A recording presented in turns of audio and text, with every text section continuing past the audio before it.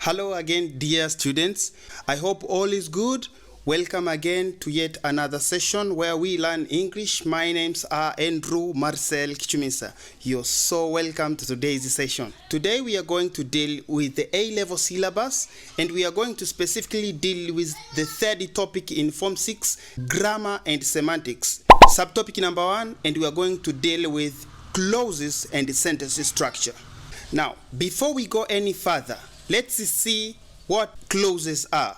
Let's see the definition of clause. So what is a clause? A clause can simply be understood as a unit in grammatical organization next below a sentence in ranking. For example, in a sentence like, I saw a man who was sick, then when you look at the first part, that is, I saw a man, that part of a sentence is a complete sentence because it conveys a full meaning, that I saw a man. But the second part, that is, who was sick, that is a clause, but it is a dependent clause. There are two types of clauses, namely independent clause and the dependent clause. The independent clause sometimes is also known as the main clause.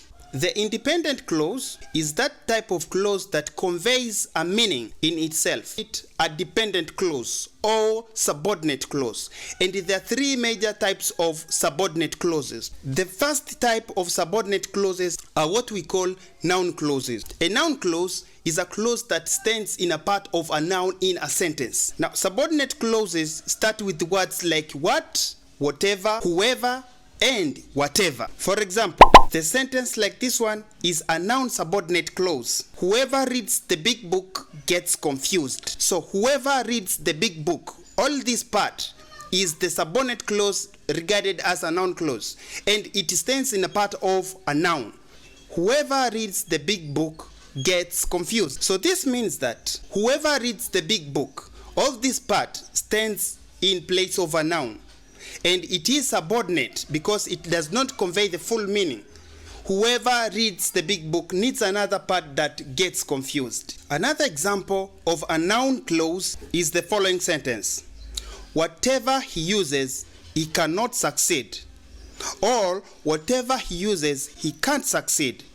So the very first part, the whole of the clause, whatever he does, all this is a subordinate clause, the one we call a noun subordinate clause. Another type of a subordinate clause is what we call a dejective subordinate clause. The adjective subordinate clause modifies the noun or pronoun in a sentence. That means that it adds information onto the pronoun or the noun in a sentence. Now, the examples of adjective subordinate clauses are together with the following. I saw the boy who was shot. I saw the boy who was shot. Now, the whole part who was shot is an adjective subordinate clause because it modifies the boy. It modifies the noun in a sentence. It tells us more about the noun in a sentence. Another class of subordinate clauses are what we call adverb clauses. Now, these adverb clauses, they are called adverb clauses because they modify the verb in the sentence. They tell us more about the verb. They tell us more about the action that is happening in a sentence. And they are in a 4 category. They tell us more about time, frequency, condition, and cause and effect. Now, adverb subordinate clauses use the following subordinating conjunctions. In time, they use subordinating conjunctions like after, before, until, since, etc. For example, in a sentence like this one, subordinating conjunctions of time. In a sentence like, he watches TV until midnight. So, he watches TV until midnight. So, if you see this first part, he watches TV. This one is the main clause. Then until midnight is a subordinating clause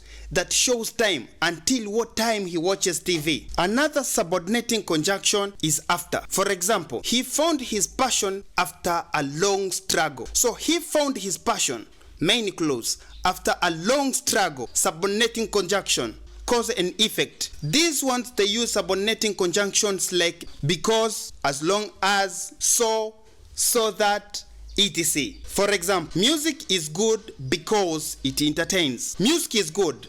Now, this first part is a main clause, because it entertains. Now, the second part, that is because it entertains, is a subordinate clause because it tells us more about the effect. Another example is you will be healthy as long as you exercise. So the very first part, you will be healthy, this is the main clause. As long as you exercise, this is a condition. For you to be healthy, you have to exercise. So you will be healthy, main clause. As long as you exercise, this is an adverb subordinating clause because it shows us the cause of us being healthy. Now, number 3, subordinating clauses on contrast. Now, this one shows that even though something happened the other way, the other thing still happened anyway. The subordinating conjunctions used here are words like although, though, even though, while, whereas, and so on. Now, examples of subordinating clauses on contrast are together with the following sentences. For example, if you have a sentence like, even though he is not rich, he helps others. So you see that even though he is not rich, the whole of this part is a subordinate clause because it tells us a contrast that he helps others, even though he is not rich. So even though he is not rich is a subordinating clause on contrast. We expected that the people who are rich are the ones that they will help others, but he's not rich.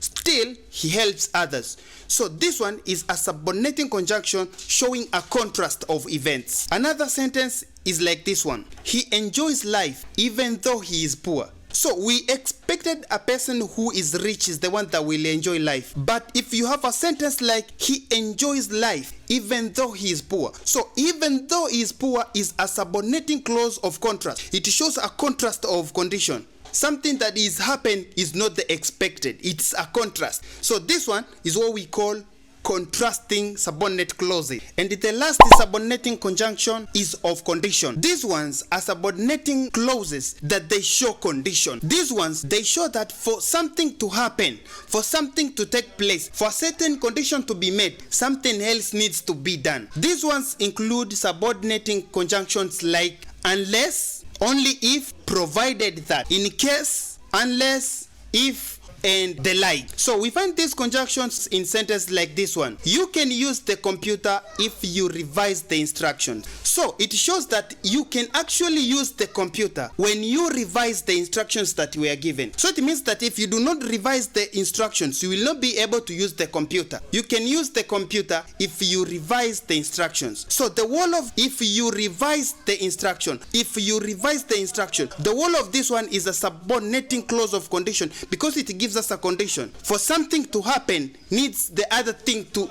occur first. Another sentence is like, unless you work hard, you will not succeed. So unless you work hard, this first part is a subordinating clause on condition because it gives you a condition that unless you work hard, you will not succeed. It gives you a condition to succeed. Another sentence is like this one. He will get better provided he takes medication. So, provided he takes medication, the whole of this part is a subordinating clause on condition because it gives us a condition for him to get better. Now, the last part, let us look on restrictive and non-restrictive subordinate clauses. Now, subordinate clauses in their totality are divided into two.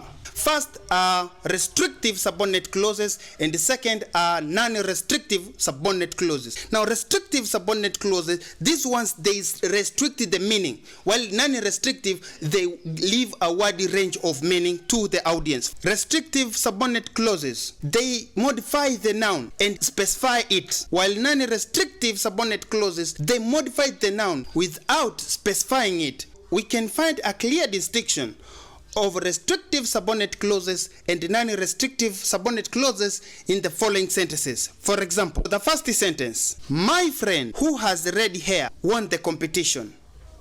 The second sentence, my friend who has red hair won the competition. My friend who has red hair won the competition. Can you spot the difference? Well, the difference is the first sentence has a comma right after my friend who has red hair won the competition. So the first sentence means that I have one friend and he has red hair and he won the competition. The second sentence on the other hand means that I have a lot of friends who have red hair and any among them might have won the competition. So this is the end of today's lesson. Remember, we were looking on the advanced level syllabus, Form 6 topic number 3, and we were dealing with subtopic number 1, that is clauses and sentence structure. If you found out that this video was educative to you, please share it to your fellow students and their friends. And for more videos like these ones, please visit my website, that is www.comestudywithandy.wordpress.com. Until next time, please be good, stay safe, enjoy your time. Ciao, ciao.